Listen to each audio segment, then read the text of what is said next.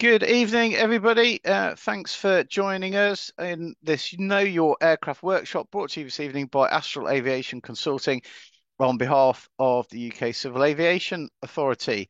If you want to stay in the loop with events and resources, please sign up to our mailing list. And you can do this by going to our website, which will be popping in to the chat box soon. And giving that will also give you access to the replay of this workshop and a whole host of other safety resources. Many of you may know as well, I'm Matt Lane. I'm a head of training and active single multi FI and flight examiner. And I'm also delighted to be joined by Lily. And I'll let Lily say hello and just introduce herself briefly. Hi, Lily, over to you. Hi everyone, my name's Lily. I am a airworthiness engineer or camo engineer working at Draken Europe, and I'm also completing my commercial pilot training as well. That's kind of me in a nutshell.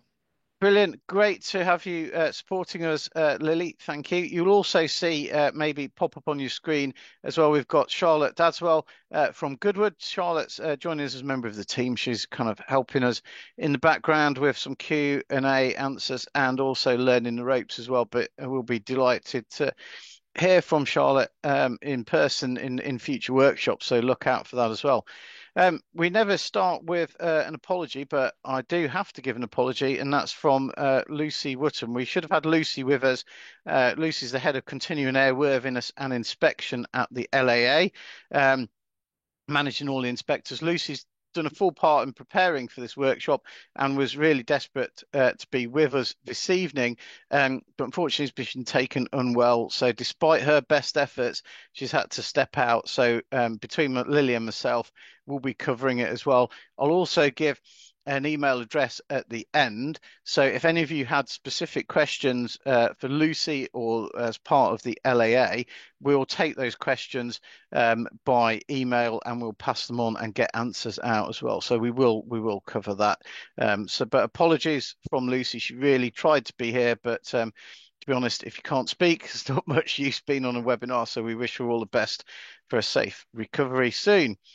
Over the next hour, we're going to break the workshop down into some easily digestible chunks, and we're going to cover what's a Check A, how to carry out an effective Check A, and a bit of a quiz. And as ever, the quiz results, they're not recorded. We don't know who said what or anything like that, so it's just a bit of fun to test yourself.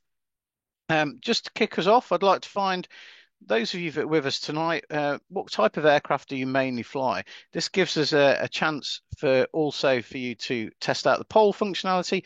And as a reminder, if you're watching the polls, if you're watching this on YouTube as a replay, the polls, you won't be able to interact with them, but you'll be able to see the answers and the results. We'll make sure you get those on the screen, but test yourself anyway as well.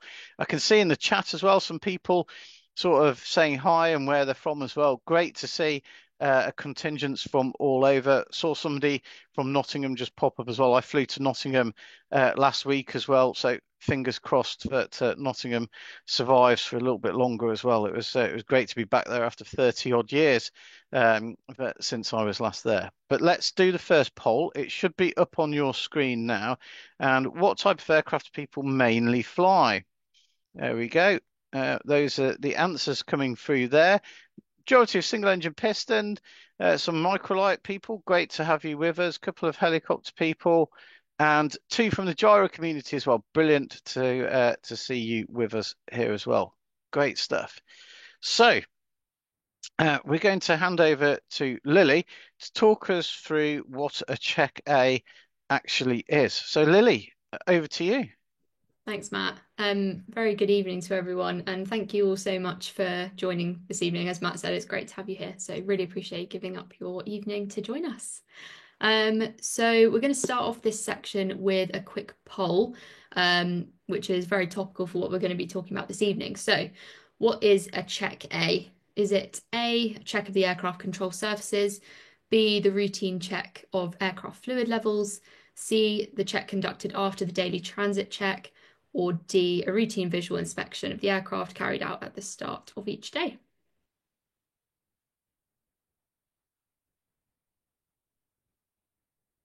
And then if we could get the results for that.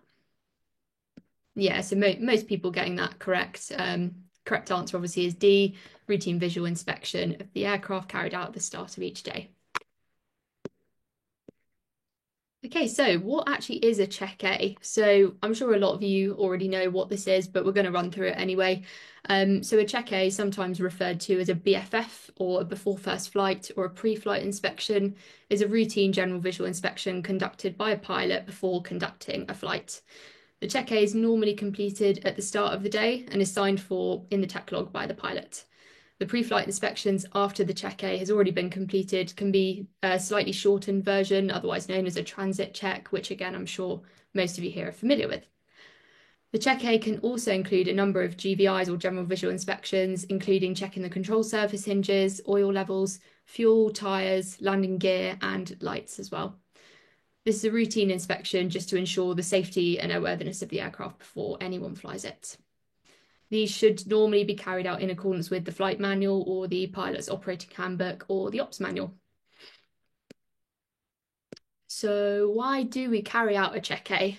Which again, I'm sure to a lot of people is probably obvious for the reason of safety and flight safety, but we'll run through it quickly. So Check A's and pre-flights in general are extremely important for safe operations, especially for GA pilots, not just for yourself, but also for people who are going to be flying the aircraft after you that day. Check A is a really good opportunity for pilots to spot anything that seems slightly abnormal or unsafe from their perspective. And the best place to find any potential issues is on the ground before you go flying to avoid them developing into any kind of safety-related threat in the air. Primary reason why we carry out the Check A at the start of the day, obviously, is before any flying is taking place. So just preventing anything minor becoming something major when you are airborne. For any aircraft owners out there, if that applies to you, Check A is also a crucial step in identifying any early signs of fatigue or any issues that might indicate that the aircraft requires some additional maintenance outside of its scheduled input, which can then improve your aircraft reliability and also the safety of any critical components on the aircraft. So keeping costs to a minimum, ideally, which would be good for everyone's pockets too. So what could happen if we don't do a Check A or a pre-flight? Obviously, there's two main factors that I think to consider with this. The first is obviously a safety threat developing, which I spoke about just now. If you don't carry out the Check A and you don't catch those minor issues, obviously they could potentially develop into something major in the air. So if something isn't caught ahead of time on the ground, this could create a potential threat for you in the air. For example, a fuel leak not being spotted as part of the walk around, and then this could lead to loss of planned fuel for the flight, and then eventually potential loss of power of the aircraft. This is just one example, of course. I'm sure that anyone here could think of plenty, but there's lots of different scenarios and different threats that could develop as a result of not completing a Check A. So they are incredibly important for everyday operations in the GA world. The second risk, which is one I've also briefly touched on, is around fatigue and maintenance as well. And what I essentially mean by this is just a potential risk of missing signs of damage or wear and tear on the airframe. So if a pre-flight isn't completed, this can show itself in the form of potential like cracks or signs of corrosion as well, just things that can slowly develop over time. There's a really good opportunity there to spot them as part of the Check A. Scheduled inspections as well are not the only time that we can be completing inspections of the aircraft. So using the Check A to try and identify where there could be potential issues is a really good opportunity. And again, for aircraft owners, can potentially save you having to fork out for costly repairs later if something is missed. Why is it important to do it correctly? So aside from the reasons I've obviously already stated above, I think that we can all appreciate how important it is to complete a pre-flight inspection to a high standard, especially when our safety and the safety of our passengers as well are concerned. So got some light bedtime reading for you if you're interested. The Air Navigation Order is a really good reference point for trying to understand parts of this, and in particular Article 69. This talks a little bit about the ultimate responsibility of the Check A sitting with the PIC, just to make sure that the aircraft is fit for the intended flight prior to operation. And you can find similar explanations of this in Part M or Part ML regulation. And it's really important to understand the role of the PIC in this context. And I think it can be easy to dismiss doing a thorough Check A as maybe there's some reliance on potential engineering organisation or someone else to do that. Maybe it's a member of the ops team or anyone that isn't the PIC. But it is really important that this is something we're comfortable with as pilots, as it's something for us that could potentially prevent a threat from developing in the air. So yeah.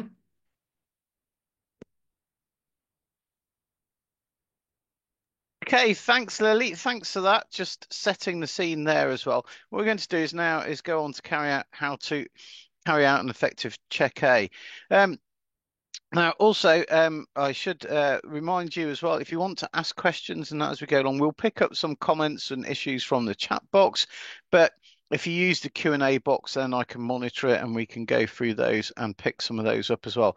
Like I say, if you've got any specific LAA or permit type questions as well, I'll put my email address up at the end and we can take questions by email and pass them on to Lucy and her team to answer there as well.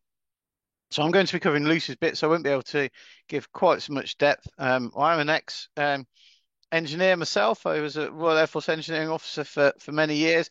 But if any of you are ex Air Force technicians or tradesmen, you've probably got views on engineering officers and their rolling things as well. So I'm sure we can take any banter or comments as we go as well. But I know I've seen a few people in the chat already that would probably give me some stick for that anyway, but we'll carry on into this. Let's do the poll just to keep us going. What would be the most effective way of carrying out a Check A at night? And it'd be interesting. There is an answer to this, but I do have a comment on the question as it's built as well. So have a look at those answers. Rely on passengers is dark, so better not. Building extra time, use a torch, assume it's the end of the day. Check A will have been done by somebody else that morning. What do you think? What would be the most effective strategy for approaching the Check A at night? Let's have a look at the answers, please. Yeah, so most people clearly have gone for C, building extra time for check-in and use a torch as it's dark. The reason we kind of put this on is to stimulate a little bit of debate here, actually, on this particular one. So what we often teach when we go night flying, it's all about time management and sortie management, in terms of when you do things and all the rest of it. Often, if you're going to get the aircraft out and do checks and that, it's better to kind of, if you can, plan to do it kind of in that daytime, dusk time, and then go flying at night. So I did some night flying on Monday. It was quite late. But we actually kind of worked back the time and we met and we pulled the aircraft out, did the Check A and did all the refueling. We filled it up to full before the flight so we wouldn't have to refuel afterwards as well. So rather than your normal timescales, perhaps it's worth thinking about trying to pull it forward and do it a bit early. So actually, B might be kind of an answer to think about there as well. Somebody said a long time ago the CFI gave me a torch for Christmas. It's great to see that you've got good torches and that available for night flying and that as well. I've had a few students recently that have tried to swear blind to me that using the torch on their iPhone is an appropriate torch to go night flying with as well, whatever. Let us know what you think about that. So yeah, torches aren't expensive on well-known websites and stuff these days, are they really? Let's face it. So how to carry out an effective Check A. Couple of things to think about. Avoiding distraction. This is a safety critical task, so if you're interrupted, start again. I know two people, very good friends of mine. Both of them have how can I put this? I'm picking my words carefully so I don't give anything away. Two of these people, very, very experienced people, both of them have been flying in an aeroplane with a tow bar still attached. You might know people out there that have done it as well. And that's because they pulled the aircraft out, they were starting to do check A's, and in one case they went to get some oil. They then got distracted by somebody approaching them to talk to them as they put oil. They went back to the aircraft, put in oil. The tow bar was still on and they missed it and they went flying with it as well. Somebody else got distracted. They pulled the aircraft out, started to do the check-A, and got a phone call and took a phone call from their work during the check-A, and again went flying with a tow bar attached as well. So just a couple of examples. There's all sorts of things. People quite often leave, cowlings open, leave hatches open, and things like that because they get distracted or interrupted. So it's really important to avoid that distraction. Get your phone off and that when you're out doing the check-A and things like that. Lily, I know we'll chat to a few people in the chat as well as we're going as well to back up some of what I'm saying. But I think Andy's just highlighted that don't bring a passenger along while doing the walk round. Really good point, actually. So maybe leave your passenger in, the crew room, the club room, having a coffee. You go out and do the check-A so you don't get distracted. And then when it's all done, the paperwork's done, you're ready to go, you can then take them out. So that's a really good point, Andy. Thank you. Have a plan. So follow a particular pattern. I think on one of the slides that Lily showed, she showed a flow around the aircraft there as well. Starting in the same place each time and having a flow of tasks is really good.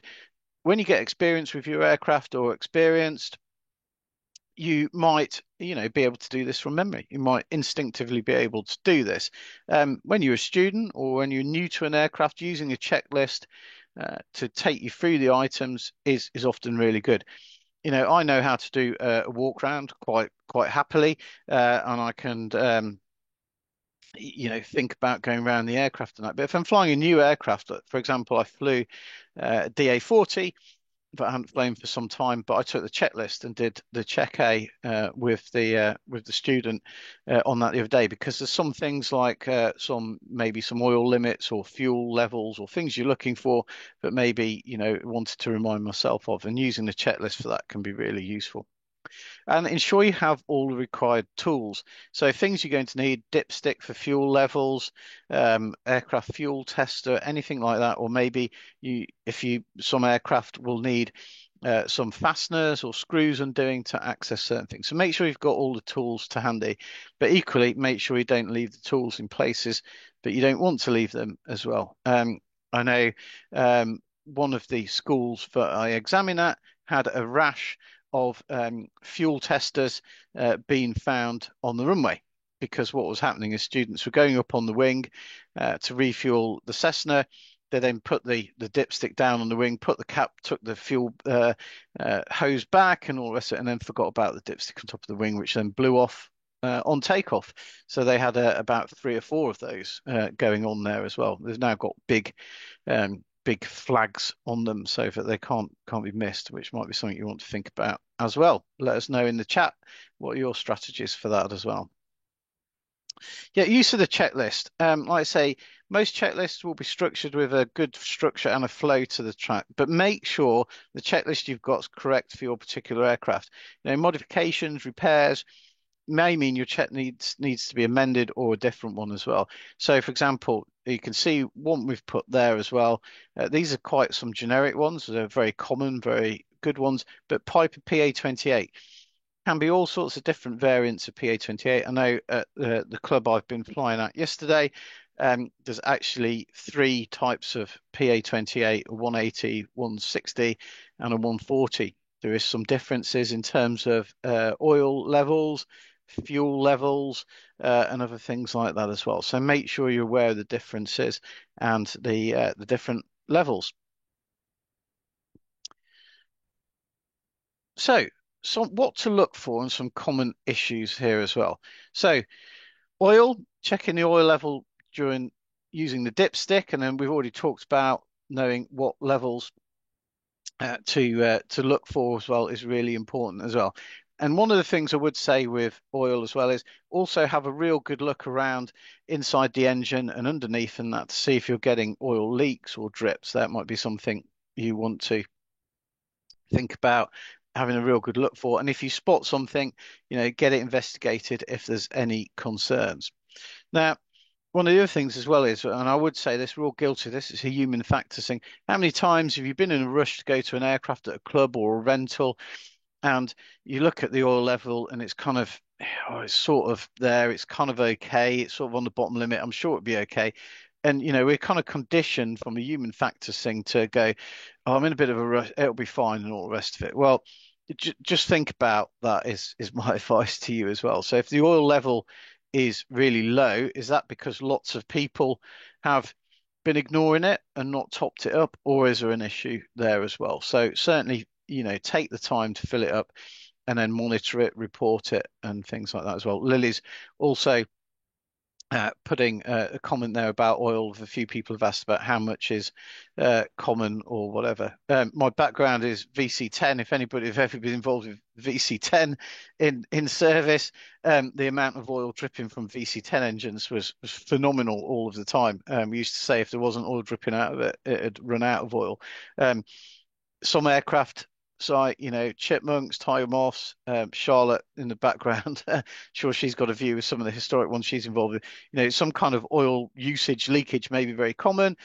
Other types, some of the Rotax engines or some of the newer Pipers and that, any kind of oil leak may be, not what you're expecting or acceptable. So know your aircraft and know what is and isn't acceptable. But like I say, get it checked if you're concerned.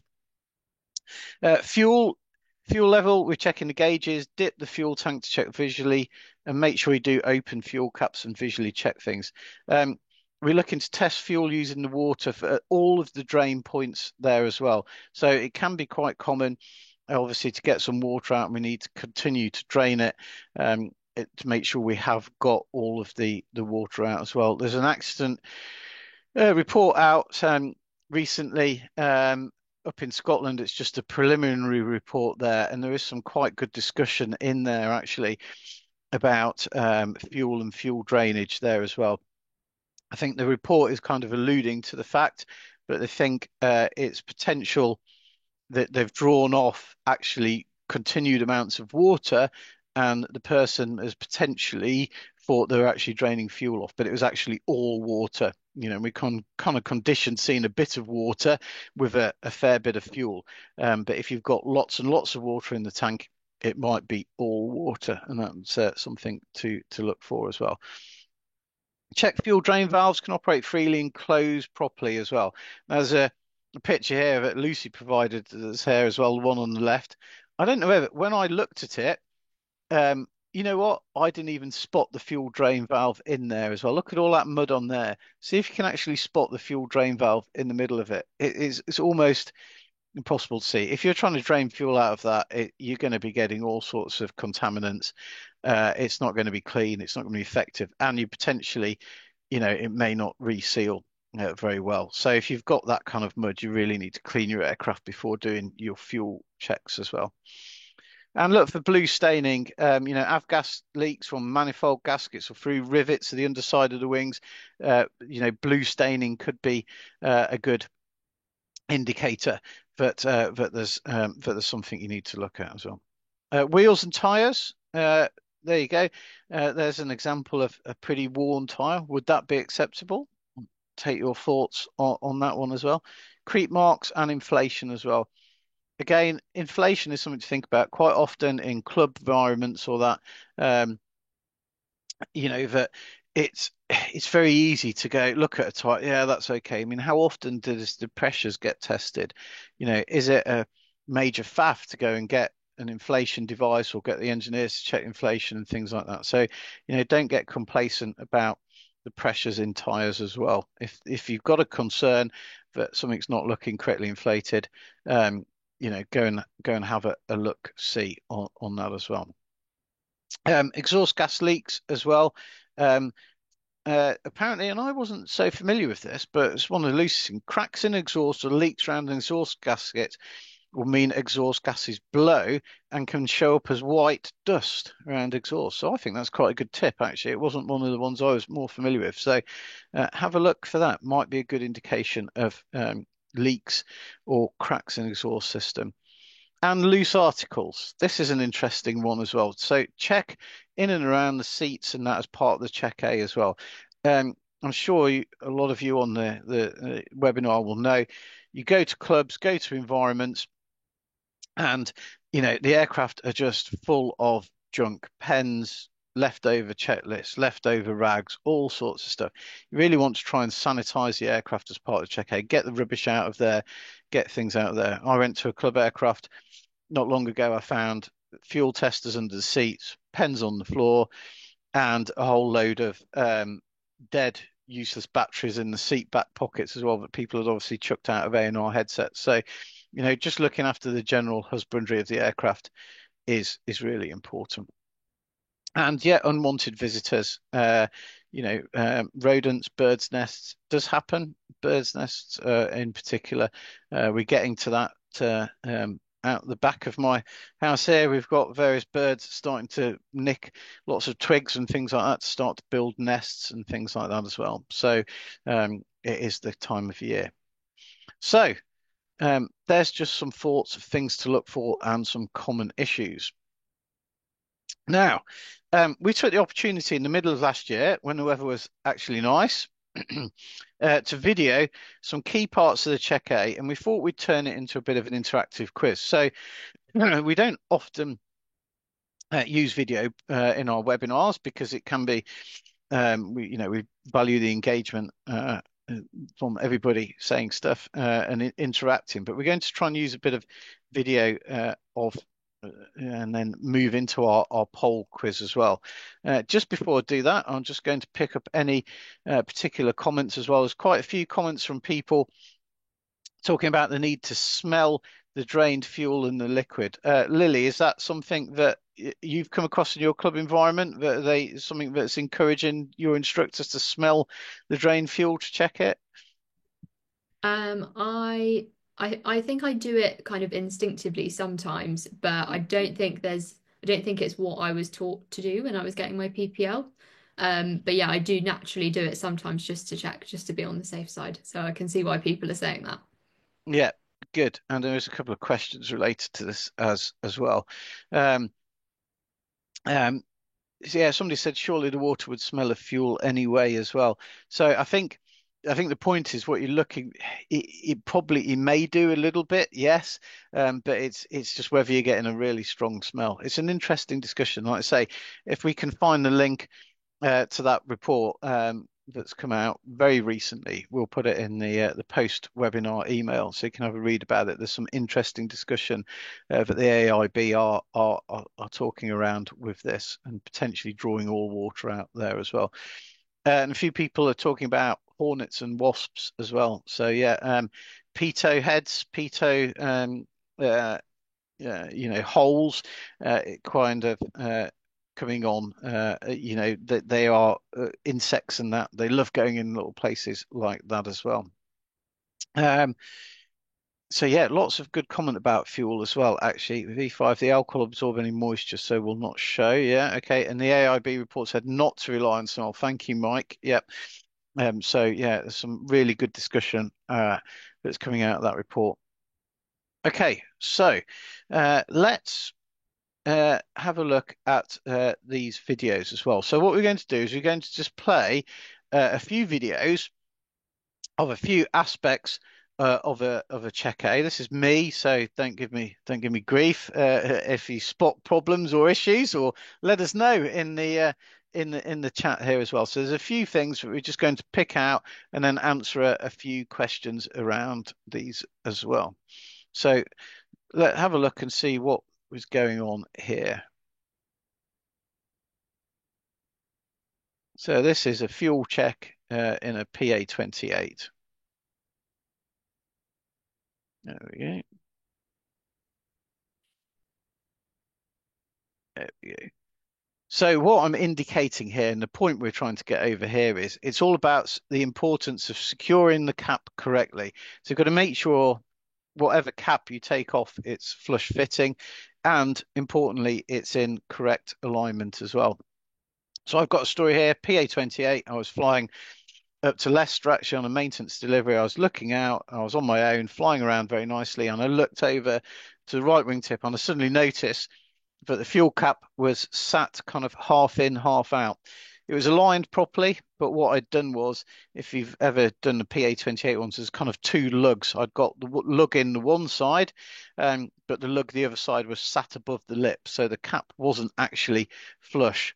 So it looked kind of it looked good from the front where I'm stood there now, but actually what I needed to have done was have a good look all the way around to check that the cap was sat all the way. I had to land and um, basically re-secure the cap. So it's very embarrassing for me, but a good lesson learned as well. Some people are saying they may have some issues or pictures or things to share about loose objects and that in aircraft. Yes, the email address will be coming up later on, and we would be absolutely delighted to share some of those. I think it's Andy's mentioned that as well.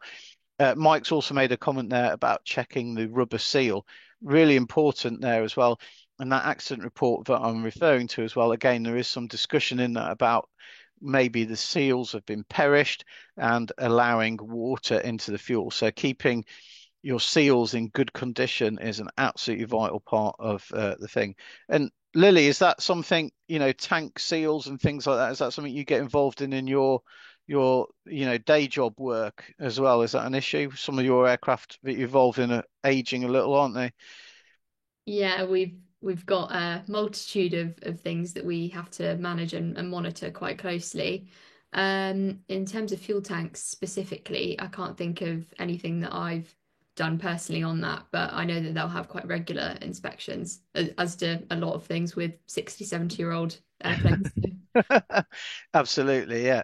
And Nigel's commented years ago, the PA28 fuel cap rubber seal had failed, resulting in fuel pouring out of the fuel tank during takeoff. Yeah, especially if you've got a full tank there as well.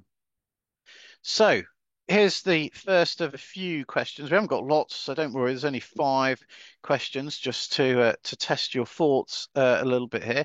What colour is UL91 fuel? So Sophie, if we can have the poll up, please. Thank you. Is it clear? Is it red? Is it blue? Or is it yellow? So this isn't Avgas 100LL. This is UL91, which is an alternative sold at some airfields, and I think is going to become quite increasingly popular. So let's have a look. I'll just run through the choices again, because you might want to think about it. Clear, red, blue, or yellow. Let's have a look at the results, please, Sophie. What have we got as the results? Oh, quite a split between clear, red, blue, and yellow. Yeah, pretty much almost an even split, actually. So the answer, A or B, could be correct. So currently, it's clear. Maybe a slightly straw color, but it's pretty much clear. But the standard is moving to be red during this year. So UL91 fuel will become red. So the American ASTM that manages the F-gas standards have updated it, and it's going to be red going forward. So have a look out for that. It might bring back memories of red diesel if any of you involved in agriculture and things like that as well. Right, so let's have a look at the next video and have a think about what we're doing here.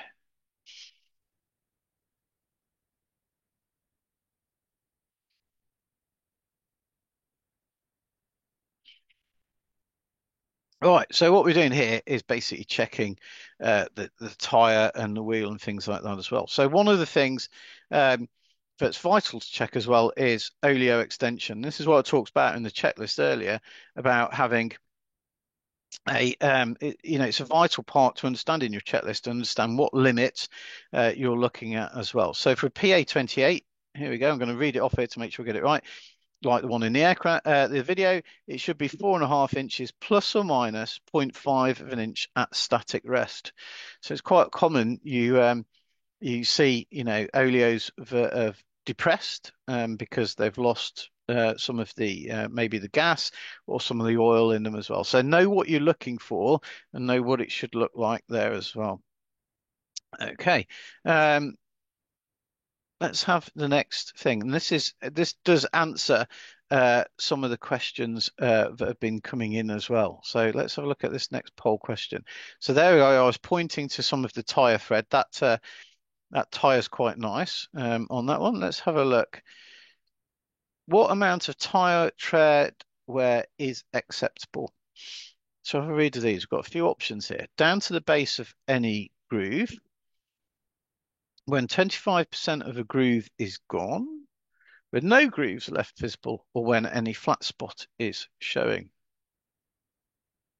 So what do you think there? I'll give you a few seconds to do. Down to the base of any groove, when 25% of the groove's gone, when no grooves are left visible, when any flat spot is showing. So let's have a look at the answers. Let's see what people have gone for there. Down to the base of any groove is very popular. When 25% of the groove is gone, also very popular. When any splat spot is shown. So yeah, quite an interesting spread of answers there.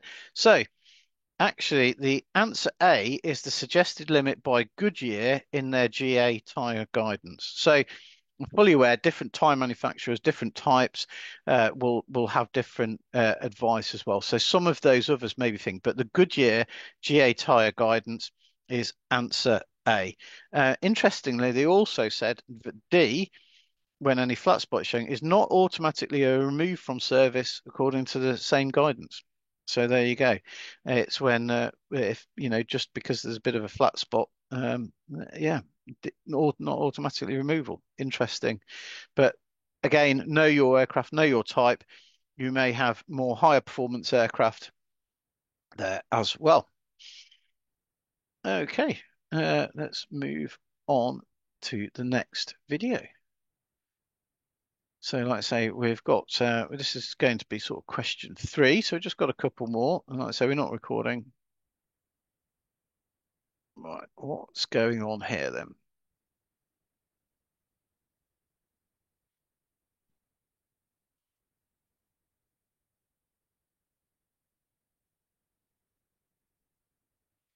Okay, so what's going on here? Bit of play acting, to be honest. But the point we're making here is we need to be careful to make sure catches are properly secured. It's really important. And as I've shown there in the video, you can, on some aircraft types, these are just PA-28 ones, you can secure it and it kind of looks okay, but it isn't actually properly secured because it's not under the lip there as well. So although the kind of the fly clasp is done up, the lip's not fully there. So, a good visual check. It's very easy, human factors, if you've been to some of our other webinars and that, to see what you're expecting to see. So you really need to look at cowlings and make sure that they're secure. Otherwise, yep. And as somebody's just commented, the cowling can fly up, and this has happened as well. I'll just play that video again. Now we've talked about it. There's some of you. So the first time around, yeah, it's open. Clasp is done. Is that kind of may look secure, but it's not actually underneath. It's got to go under that lip and then be secure. So that's just one particular example. You may have other examples in your types where certain cowlings, certain clasps, certain security things can be quite difficult to spot. So know what you're looking for and don't gloss over it as well. There's lots of accident reports. This happens to professionals as well. With A320, Airbus A320, certain variants of cowlings are particularly difficult, and there's been lots of cases as well where people got distracted at night, think the cowlings are secure, but they're not actually secure and they're still open. So it happens to professionals just as much. Right, question then, sort of related to this. Which lubricant is the odd one out? So here we go. You're flying your club aircraft or your group aircraft to that, and you go to like the little box where all of the stuff is kept to top something up, but there's a whole host of cans and things in there as well with all sorts of different uh, names and numbers on there as well. Which one of these is the odd one out, do you think? Club might have loads. So we've got 15 W50, 100 D80 or H5606. Which one do you think is the odd one out? And let's have the answers, please, Sophie. Oh, 50%. got went for that. Yeah, I'd be interested to see why people thought other ones. Yeah, but yeah, the answer is actually D. D is brake fluid. All the others are piston engine oil variants as well. So D is actually the brake fluid that would be used on a PA28. We're just using PA28 as an example this evening there as well. And Lily, if you ever come across, lubricants and things getting mixed up in your professional job, is that something you've had to deal with or come across? No, luckily not. Not getting them mixed up. I think just seeking reassurance on what the right or correct fluid is to use, Yeah, and which ones are approved and which ones aren't. Obviously, it's slightly different for bigger sort of commercial aircraft, which are the queries that I would normally get. But yeah, not luckily not had anyone mixing them up, but certainly had a lot of questions on which ones are right to use and which ones are approved. yeah. No, we've definitely had some mix-ups in my military service as well because at one time there was about three different types of hydraulic oil that all came in square green military looking tins and could all be fitted with the same type of Risbridger. So it is entirely possible to put the wrong stuff in the wrong system.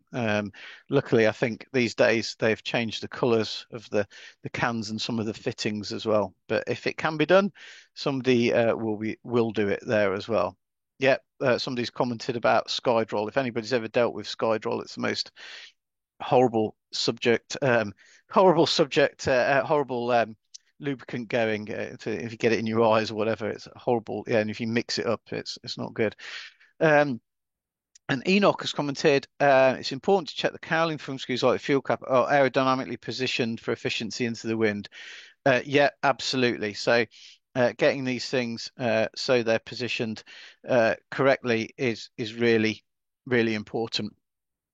In particular, I don't quite know how to describe it. You get the type of fuel cap. So some of the Fireflies that I fly quite regularly, it's like a tab that flicks up, and then the tab flicks up, and then you turn the whole tab and fitting that then lifts out. It is possible to put it back in like 180 degrees out effectively, so that the tab could actually be pushed up by the airflow to unlock the cab as well, the cap. So it's very important to get it so that when you push the tab down, the airflow is actually pushing it down. So which I think is what Enoch is talking about. So yeah, very good points. Thanks very much. Right, video number 4. Let's just have a look. What do you think is going on here then?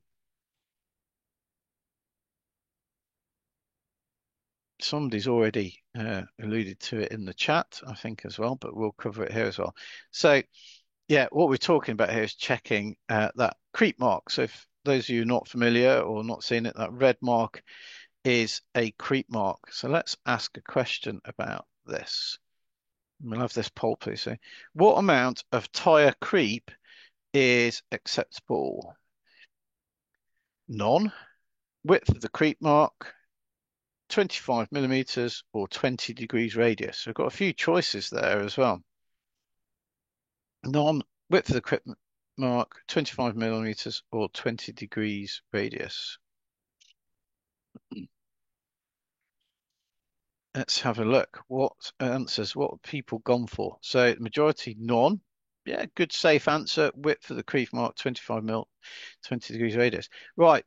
This was interesting because we did quite a bit of research into this one as well. There's lots of different things out there in terms of guidance and things like that. So actually, here you go. Goodyear with their tyres suggest D, 20 degrees of radius, which is quite difficult to gauge, I would say.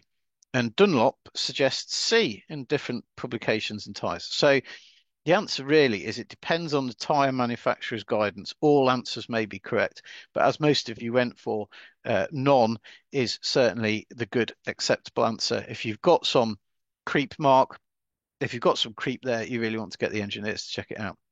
Now, somebody has said, what is a creep? Which is a great question. Bit of assumed knowledge on our part there as well.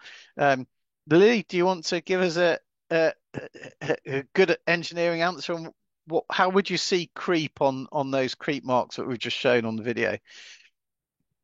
So tire creep is kind of the movement of a tire relative to the rim of the wheel. So it's kind of most likely you would see that potentially when you're obviously doing your A check, it was a good time to try and spot that. Um, I'm trying to think of like I haven't actually seen.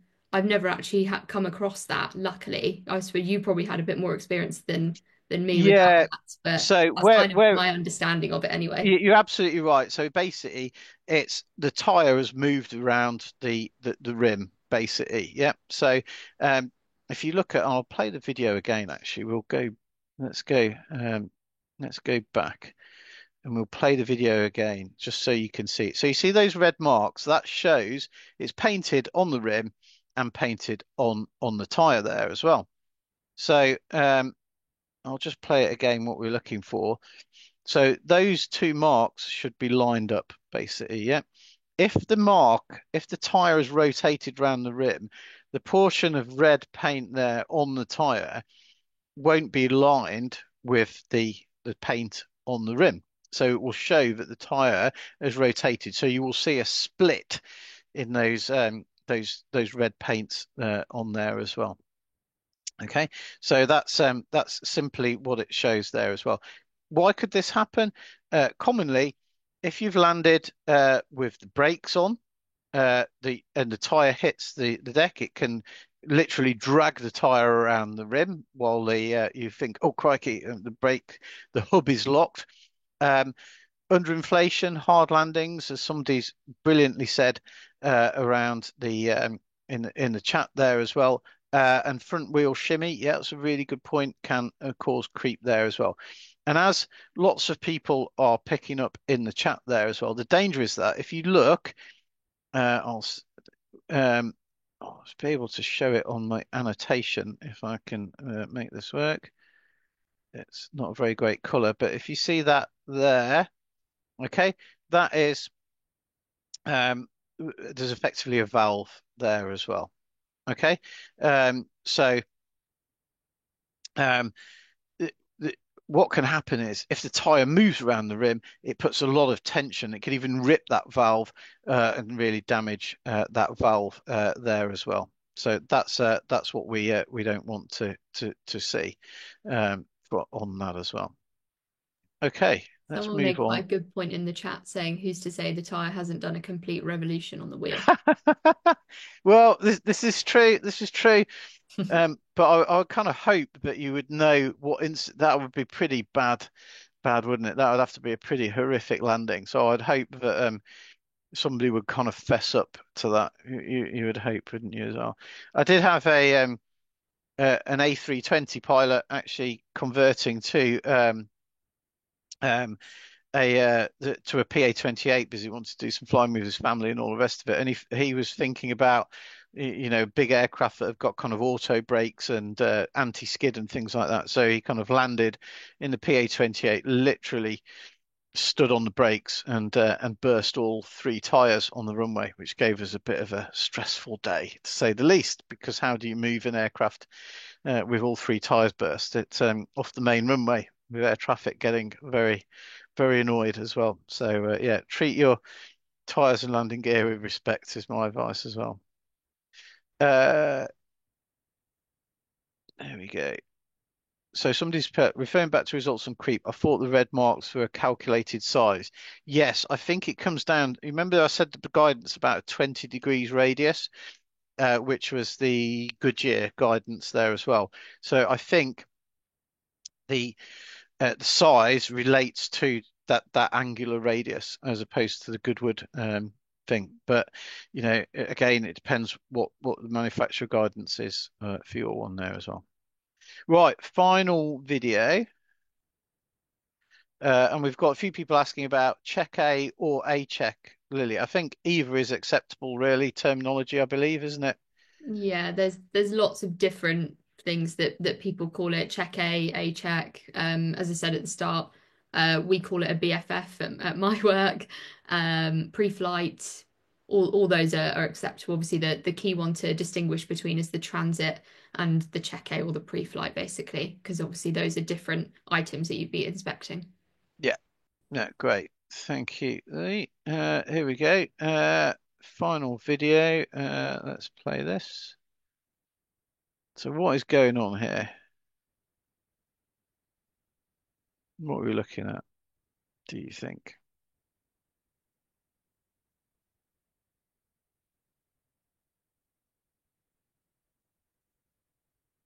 Okay, so again, bit of play acting here as well.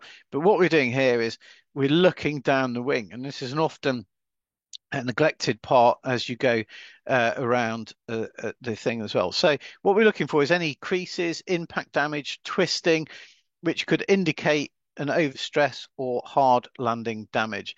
It's also important to check that panels are fitted and secure and there's no obvious leaks as you look down. And looking down the wing, it's really obvious when you look down to spot any distortions, rimples, as people are commenting in the chat there as well. So it's a really good check to do at this stage. Interestingly, if any of you have done these pre-flight challenges where occasionally at shows they rig up an aircraft with some actual known faults, and you have to go around and do a pre-flight challenge. We had one in the military here as well. And this little underwing, I'm going to play the video again as you look down. You'll see a little underwing inspection panel. It wasn't a PA-28, it was a military aircraft. But you see a little underwing inspection panel. It's where the engineers go in to check the control runs and that as well, with some fasteners on there as well. They did a pre-flight challenge, and there was two things that were rigged faults that an amazing number of people missed. The first one was they swapped the navigation lights round, believe it or not. So they put the green navigation light on the left wing and the red navigation light on the right wing, simulating that the aircraft had just come out of a maintenance check or whatever. Nearly everybody missed that, believe it or not. And they removed just one of those panel covers, just left it off, so there was a hole. And it was amazing the number of people that actually missed that because they didn't get down and actually look. So a number of people missed a missing panel, believe it or not. So it is well worth thinking about on that as well. They got all the obvious stuff like oil leaks and fuel drains and worn tires and that, but it was some of those more little subtle things that got missed. So it's well worth thinking about. Here we go. Final quiz question, just to wrap things up. Then, what angle does a cam lock fastener need to be turned to lock it? So we've got a choice there of 180, 360, 90, or 270. What do you think? What do you think for that angle that cam lock fastener needs to be to turn it? So let's have a look at the results for that one, please, Sophie. Quite a few people 180. Most people. So the answer is actually most Camlock style fasteners using GA are quarter turn fasteners, i.e. answer C and 90 degrees. So you may have slightly different ones on your type or whatever, but most of them it's push down for the lugs and it's a quarter turn to lock it. That's the Camlock style fastener. But again, have a look at what you've got on your aircraft and know what is the correct ones for yours. Um, let's just move on to any questions. So I promised there that I would put my Astral Aviation Consultant email address. So if you've got any questions or anything to send in, some people in the chat have messages and said, "Oh, I've got some great examples of things that I found on pre-flight checks." If you've got any pictures or anything that you want to email in to share with us for learning purposes or future webinars, be delighted to see them as well. Send them through to that email address there. Equally, if you have questions that you were hoping to ask Lucy, please send them to me about LAA types and that as well. And we will collate them and feed them back to Lucy, and we'll get answers out to you via the webinar emails there as well. Questions. We've got a few coming in. So Ken has commented, in gliding, we do daily inspections, which is quite descriptive, really. Yeah, that's very common in the gliding world, and I think, like you say, it's a good description, really there as well. I also know as well there was one stage during rigging. I think glider pilots, one of the some of the things some of them do is they wear a particular hat or a particular high vis vest when they're rigging a glider, so that it kind of says in big letters or something, do not disturb. So when an individual is actually concentrating on rigging the glider and connecting control runs out on the flight line, they wear this very brightly coloured checkered high vis vest saying "Do not disturb," so they don't.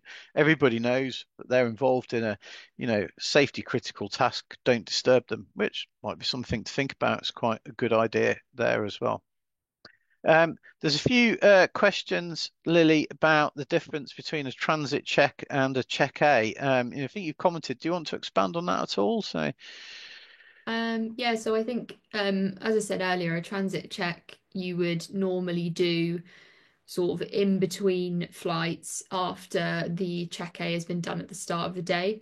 So, might vary across different flying clubs or based on your own experience, but my experience is that normally the check A is signed for by the PIC at the start of the day. In the tech log, that's sort of where it goes. You put your signature in the box, and then once that's been complete before the first flight, flights after that, you would just do what's called a transit check. So making sure that you're checking the oil, check the fuel, do like a quick walk around inspection, just making sure that there's nothing glaringly obvious there. But I would typically say you wouldn't need to do as in-depth inspection as a check A that would be done at the start of the day. So that's kind of the difference between a transit and a check A. But most checklists will go into detail for both. So it will tell you what needs to be done at the start of the day before the first flight, and then it will tell you the transit check items as well. Or your flying club might have a document that outlines the difference between them as well. brilliant. Thanks, Lily. That's great. Um, and there has been a few questions as well about signing for a check out. Certainly in the commercial environment and the training environment as well, having a record that of somebody's signed for and the date and perhaps even the time and that it's related to is important. Certainly at one of the clubs I was involved with recently. The CA did their training organisation inspection, and one of the things they looked for and then commented on was a check A record there as well. And the previous records had just had a signature for it being done on that day. The CA required us to reference it to a particular kind of tech log entry sheet, say, right, it's against flight number 189 on this day at this time, sign. And that's what the CA were requiring.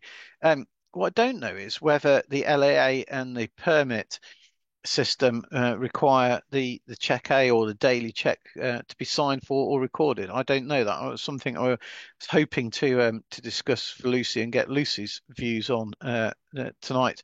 But we will follow that up as well. Perhaps if any of you that fly permit aircraft, or if you've got any LAA or BMAA inspectors on the line, let us know in the chat. So I don't know the exact answer to that, so I'm not going to guess it myself. Let us know in the chat if you know.